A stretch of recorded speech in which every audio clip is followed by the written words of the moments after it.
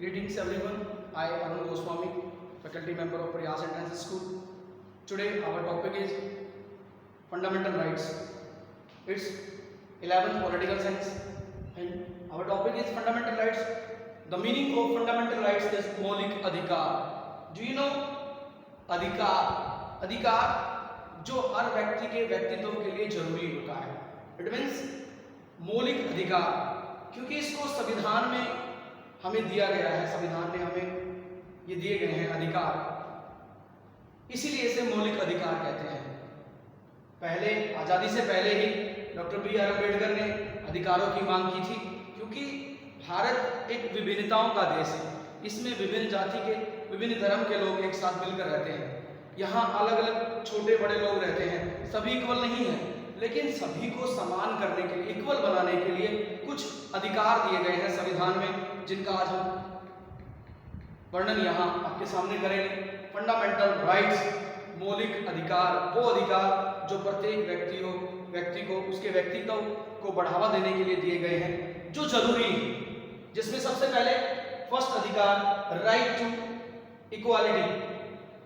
Right to equality article 14 to 18, यानी कि समानता का अधिकार. इक्वालिटी, इक्वल होता है समान, समानता का अधिकार.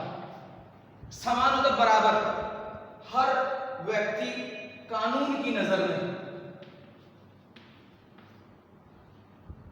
अंडर द लॉ, कानून के नजरिए में सब बराबर हैं, सब इक्वल हैं, सभी को समानता का अधिकार दिया गया है.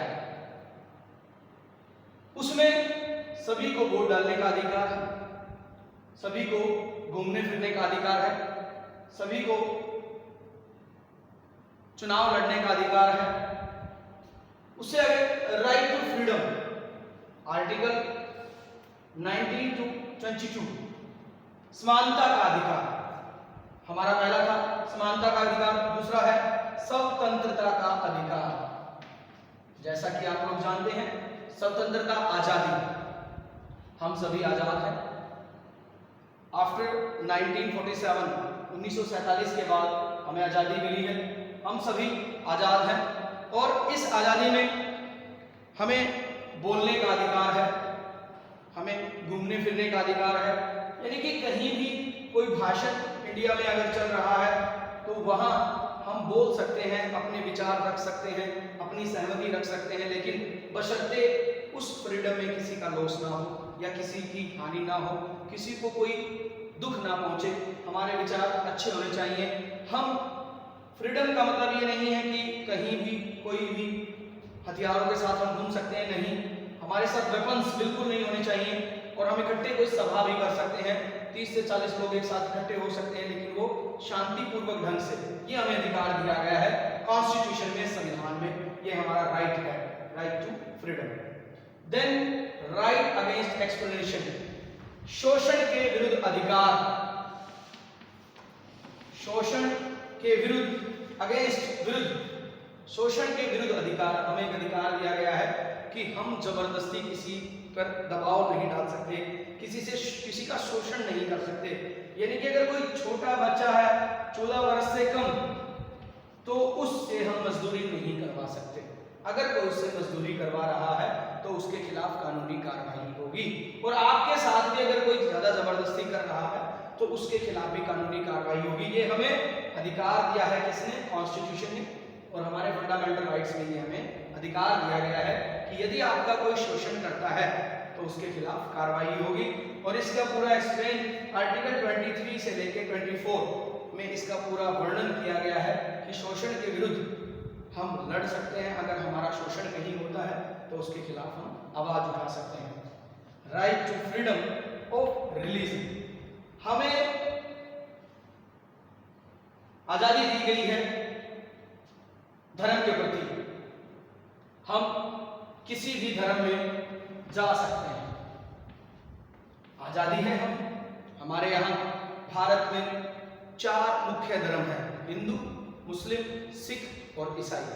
ये 4 धर्म हमें दिए गए हैं. लेकिन जिस धर्म में हम हैं, मान लीजिए हम हिंदू धर्म में हैं, हम सिख धर्म में हैं, हम ईसाई धर्म में हैं, या हम अन्य किसी और धर्म में हैं, तो हम अपने धर्म के रीति रिवाज अपने तरीके से मना सकते हैं। यदि मुझे कोई व्रत करना है तो मैं कर सकता हूँ, ये मुझे आज़ादी दी गई है कॉन्स्टिट्यूशन के द्वारा। और अगर मैं चाहूँ तो मैं किसी भी धर्म में जा सकता हूँ, मैं चाहूँ तो दूसरे धर्म को भी अपना सकता हूँ। ये आज़ादी हमें कॉन्स्टिट्यूशन देती है। आर्टिकल 25 से लेकर 28 तक इसमें इसका वर्णन किया गया है। और कोई भी व्यक्ति किसी भी धर्म को अपना सकता है, मंदिर में जा सकता है, गिरजाघर में जा सकता है, गुरुद्वारे में जा सकता है, चर्च में जा सकता है, उसे कोई रोकेगा नहीं, ले बशर्ते दूसरे धर्म के लोगों को उनकी वजह से कोई हानि ना हो। ये ध्यान में रखना बहुत जरूरी है। यदि आप अपने राइट्स का अगर इस्तेमाल कर रहे हैं, अपने मौलिक अधिकारों का आप इस्तेमाल कर रहे हैं, तो उसके बाद किसी अन्य व्यक्ति को आपकी आज़ादी से कोई हानि ना हो, ये आपने ध्यान में रखना है। कल्चरल एंड एजुकेशनल राइट्स, एक और हमें सांस्कृतिक और शिक्षा का भी अधिकार हमें फंडामेंटल राइट्स में दिया गया है, जिसमें हमें शिक्षा ग्रहण करने का अधिकार दिया गया है। हम अपनी संस्कृति के बारे में जान सकते हैं। और जो छोटे तबके के अनुसूचित जाति के लोग हैं, उनके लिए ये स्पेशली है कि उनका कोई हनन ना करे। अगर उनका कोई हनन करता है तो वो उसके खिलाफ आवाज उठा सकते हैं। एजुकेशनल राइट्स, कोई भी व्यक्ति एजुकेशनल राइट्स के लिए, एजुकेशन शिक्षा के लिए संस्थान खोल सकता है, उसकी अनुमति ले सकता है और उसको फॉलो कर सकता है। यह आर्टिकल 29 से 30 में एक्सप्लेन किया गया है। यहाँ हमारा एक और राइट था, राइट टू प्रॉपर्टी, जिसको अमेंडमेंट के बाद चेंज कर दिया गया है, उसकी जिक्र हम बाद में करेंगे। Right to property. अब हमारा लास्ट जो बनता है राइट टू कॉन्स्टिट्यूशनल रेमेडीज। ये जितने भी हमें फंडामेंटल राइट्स दिए गए हैं, यदि इनका कोई शोषण करता है या इन्हें फॉलो होने से कोई मना करता है, तो राइट टू कॉन्स्टिट्यूशनल रेमेडीज में हम इसकी कंप्लेंट कर सकते हैं और इसके बारे में हम अपनी FIR दर्ज कर सकते हैं। ये आर्टिकल 32 में एक्सप्लेन किया गया है कि अपने अधिकारों को बचाने के लिए राइट टू कॉन्स्टिट्यूशनल रेमेडीज हम अपना सकते हैं। यानी कि संविधान में हमें ये सभी फंडामेंटल राइट्स दिए गए हैं, जिसका बहुत अच्छे से आप समझ चुके हैं कि इन आर्टिकल्स में आपको सभी राइट्स आपके प्रोवाइड किए गए हैं। और जैसा कि आप लोग जानते हैं, भारत एक विभिन्नताओं से भरा हुआ देश है। यहाँ अलग जाति के, अलग धर्म के लोग मिलजुल कर रहते हैं और ये सभी अधिकार हमें कॉन्स्टिट्यूशन में दिए गए हैं। डॉक्टर BR अम्बेडकर जी ने कहा है कि फंडामेंटल राइट्स संविधान की आत्मा है, और उन्होंने ये बहुत अच्छे से सभी को बराबर करने के लिए, सभी के लिए ये फंडामेंटल राइट्स आप लोगों के सामने दिए हैं। So thank you so much.